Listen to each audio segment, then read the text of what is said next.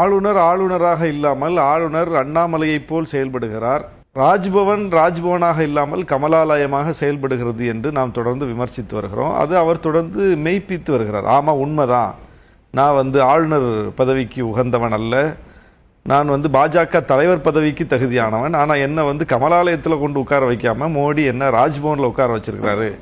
அவர் ராஜ்பவனில் உட்கார வச்சாலும் நான் கமலாலயத்தில் இருந்தால் எப்படி செயல்படுவேனோ அப்படித்தான் ராஜ்பவனில் இருந்து செயல்படுவேன்னு அவர் வெளிப்படுறார். ஆனால் அரசியலமைப்பு சட்டப்படி அவர் கமலாலயத்தில் இருந்து செயல்படுவது போல் ராஜ்பவனில் உட்கார்ந்து செயல்பட முடியாது. அதற்கென்று ஒரு மாண்பு இருக்கிறது, அந்த பதவிக்குன்னு ஒரு தகுதி இருக்குது, பொறுப்பு.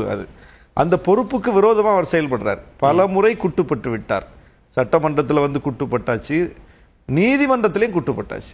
இதற்கு பிறகும் வம்படியாக அவர் தொடர்ந்து இப்படி செய்வது என்பது ஜனநாயக விரோதமானது, அரசியலமைப்பு சட்டத்துக்கு விரோதமானது, நீதிமன்ற தீர்ப்புக்கு எதிரானது.